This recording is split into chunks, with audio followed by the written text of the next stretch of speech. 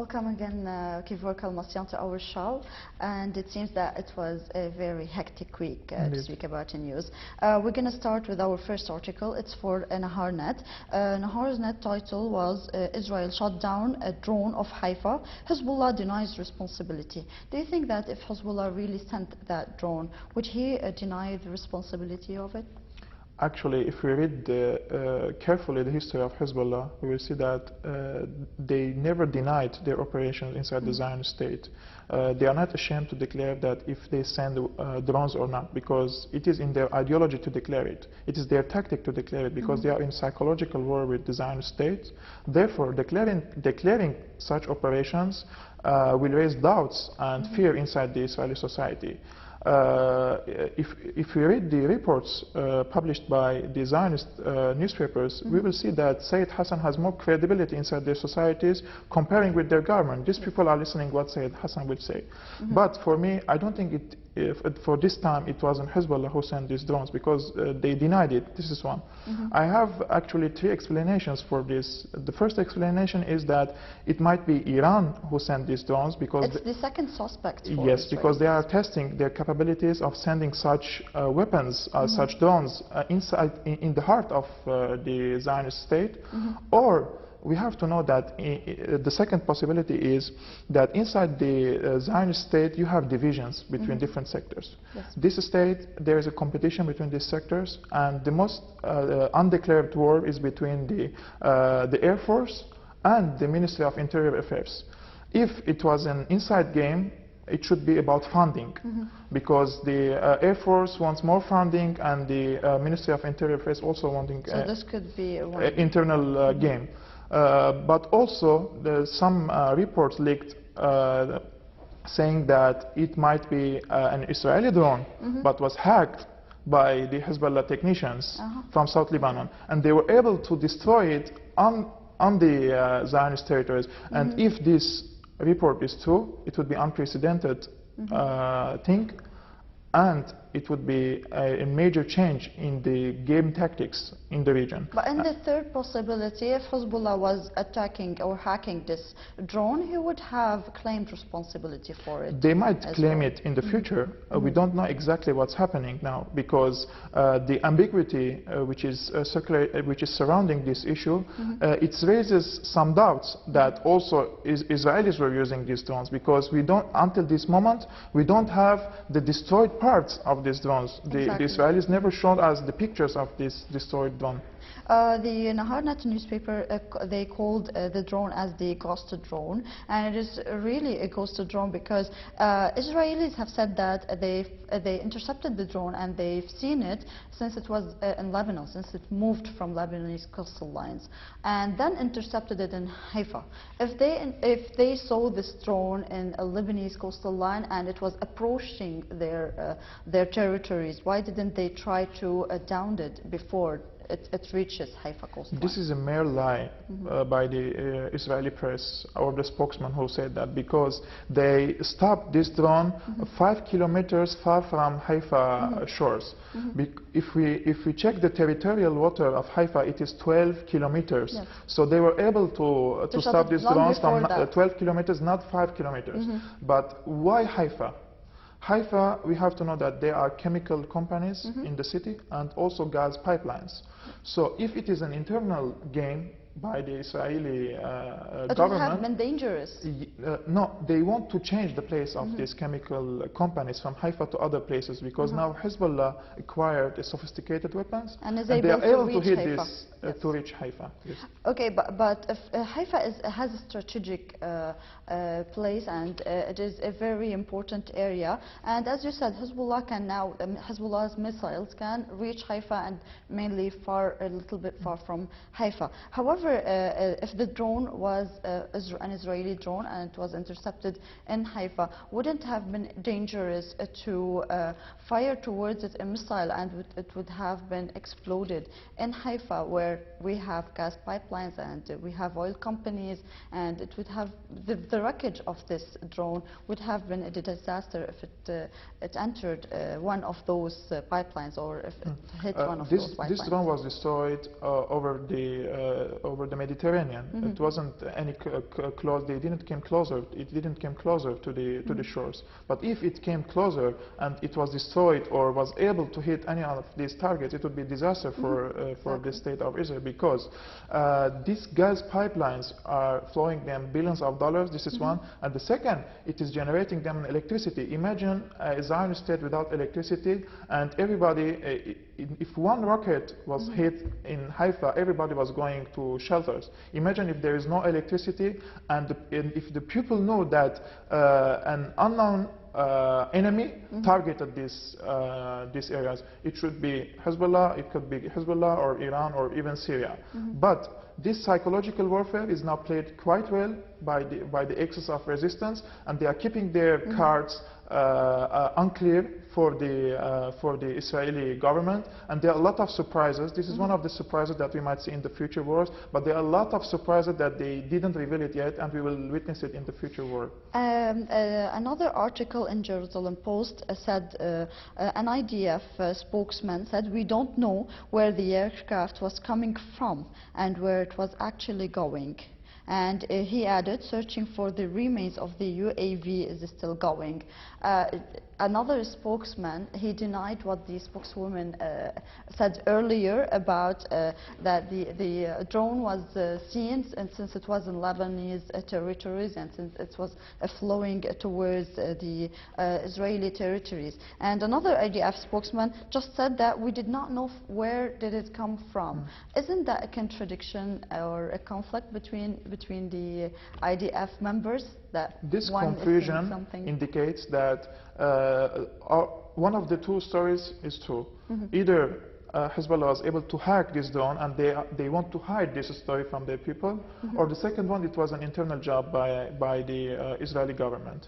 For me, both choices is for the interest of the axis of resistance, and for their spokesmen, when they say these contradicting statements, they are losing their credibility inside their society. And that's why I said, when Hezbollah is now hiding the whole story and they are not declaring what really happened, because they want the people to be afraid. This is a war. You are in a state of war with the Zionist state, and you have to hide your papers. You can't show everything to your enemy. That's why if we see in the future any statement by the Hezbollah side, we will know the clear answer, because anything comes from Hezbollah is true and they don't hide anything. If they committed something, they will say that we committed this thing. Okay.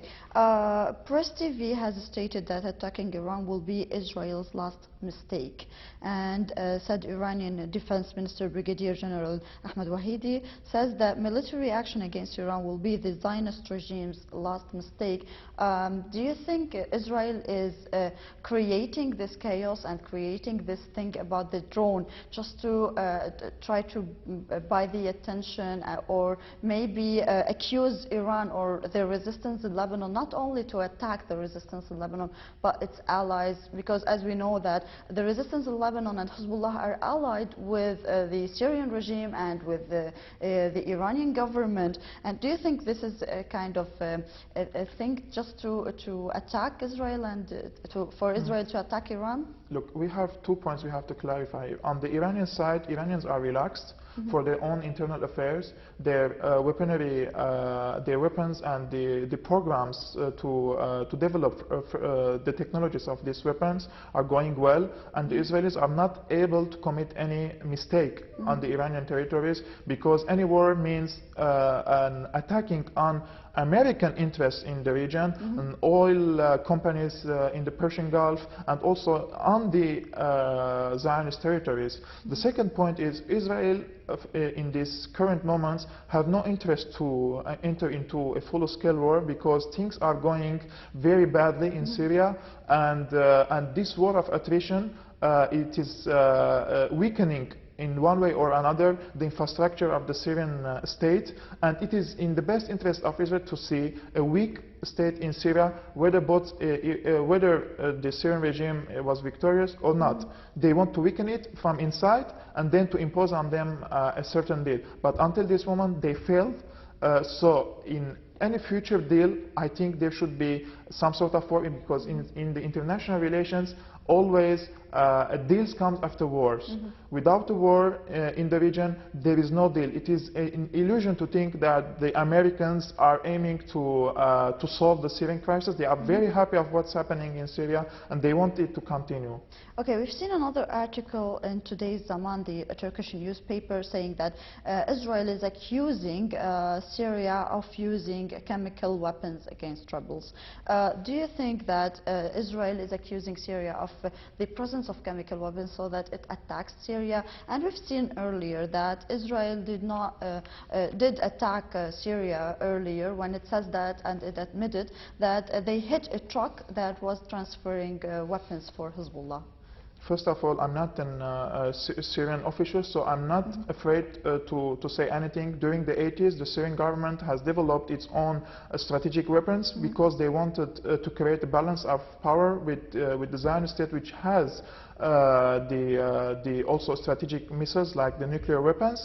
So it is not only about the chemicals of Syria, or because the Israelis already have their own nuclear weapons, but if we check the reports, they are saying that the Syrian government used sarin gas on the rebels. The sarin gas, if you used a very small amount of sarin gas, it might kill from 20,000 to 40,000 people in the town, which has 50,000 people. Because sarin gas is not like it's not a bullet. You can, because even the doctors, when you are treating someone attacked by sarin gas, doctors also will be affected by this. But if we see the pictures, doctors were relaxed and they are trying to heal the rebels. Patients, so that's a very clear indication that the Syrian government has never used chemicals, because they have the warplanes, they have the tanks, they have everything to defeat these so-called rebels. They don't need to use chemicals. These chemicals are directed toward the foreign